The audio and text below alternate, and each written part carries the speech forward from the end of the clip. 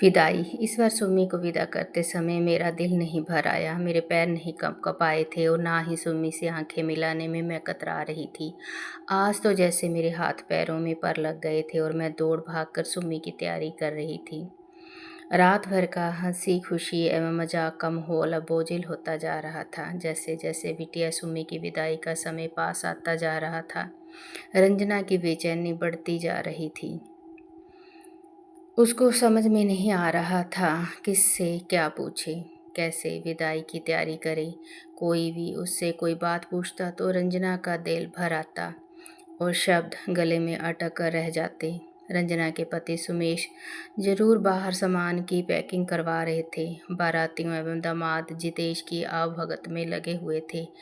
जब रंजना से नहीं रहा गया तो वह अंदर के कमरे में चली गई और खिड़की के पास कुर्सी खींचकर बैठ गई। एक अतीत चलचित्र की तरह रंजना की आंखों में घूमता चला गया। सुमी उनकी इकलौती बेटी थी। सुमी के जन्म के बाद उसके मन में एक कसक हमेशा उठती रही, काश एक लड़का और हो जाता। अरे भाई, ऐसे समय के लिए तो लड़के की चाह होती ही है। अब देखो ना, सुमी तो पराया धन थी। आखिर जिंदगी भर तो उसे घर में बिठाकर नहीं रख सकते थे। आज वह दिन आ ही गया जब सुम्मी को विदा करना पड़ रहा है। लेकिन सुम्मी के बाद इस घर के आंगन में कोई किलकारी सुनाई नहीं दी। सुमेश की तो जैसे जान ही थी सुम्मी। 2 मिनट के लिए भी वह सुमेश की आंखों से ओझल नहीं हो पाती थी। वक्त गुजरता गया और मैंने भी अब अपना प्यार अपनी सुम्मी पर उड़ेलना शुरू कर दिया था। हम दोनों की आंखों की दुलारी, राज दुलारी अब सुम्मी ही तो थी। खाते पीते सोते जागते हम दोनों सुम्मी सुम्मी ही पुकारते रहते थे और सुम्मी भी जैसे जैसे बड़ी होती जा रही थी, इस घर में अपनी अलग ही पहचान बनाती जा रही थी। वे इस तरह से सारे घर में समा गई थी कि वक्त गुजरते समय ही नहीं लगा।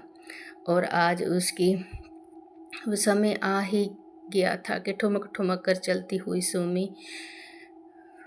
वह दिन हमारे लिए सबसे खुशी का दिन था जब सुमी ने अपने हाथों से चाय बनाकर हमारे सामने पेश की थी। मैं और सुमेश दोनों ही नौकरी पेशा थे, इसलिए सुमी की देखभाल उसकी दादी ही किया करती थी। हमारे और उसकी दादी के शुभ संस्कारों के बीच बहुत कुछ सीखती जा रही थी सुमी। सुमेश का तो जैसे उसके बिना काम ही नहीं चलता था। ऑफिस जाने का समय हुआ नहीं कि रट शुरू हो जाती थी। सुमी मेरा पेन कहाँ है, सुमी मेरे जूते, मेरी टाई, मेरा बैग, मेरा लंच। और बेचारी सुमी दौड़ दौड़ कर सब चीज़ें देती जाती थी। फिर घर से निकलते समय सुमी दरवाजे के पास आकर खड़ी होती थी। तब सुमेश जाते जाते उसके गालों पर एक प्यारा सा चुंबन दे देते थे, जिसे पाकर सुमी की खुशी का पारा वार नहीं रहता था। सुमेश के जाने के बाद मेरी पुकार शुरू हो जाती थी, सुमी मेरी लाल बॉर्डर वाली साड़ी निकाली कि नहीं, और हाँ, उसके साथ मैच करता हुआ ब्लाउज भी निकाल देना, मेरी सैंडल और मेरा बैग। सुमी सब कुछ करती थी बिना किन्हीं पूर्वाग्रहों और शिकवा शिकायतों के। मेरे जाने के बाद वह अपनी दादी का थोड़ा बहुत काम करती और स्कूल जाने की तैयारी करने लगती थी। ऑफिस और पारिवारिक तनावों के चलते कभी कभी मेरे और सुमेश के बीच तनातनी भी हो जाती थी और हम लोग एक दूसरे से बात नहीं करते थे। तब सुम्मी हम दोनों के बीच सेतु का कार्य करती थी। वह भी खाना पीना छोड़ देती थी। मुझे वह घटना आज भी याद है जब एक बार हम लोगों के बीच तनाव ज़्यादा ही बढ़ गया था और ऐसा लगता था कि अब हमारी डोर टूटने ही वाली है। क्योंकि पति पत्नी के बीच जब ज़्यादा बढ़ जाता है और कोई भी नादानी में समझौता करने को तैयार ना हो, तब ऐसी स्थिति आ ही जाती है। तब सुमी की आंखों से अनवरत आंसू बह रहे थे। उसने भी कुछ नहीं खाया पिया था और वह बोली थी, क्या आप लोग अपनी बेटी सुमी की खातिर समझौता नहीं कर सकते? उसकी बात से हम दोनों का आहना जाने कहाँ चला गया था और सुमी को अपनी बाहों में समेटे हम काफ़ी देर तक रोते रहे थे।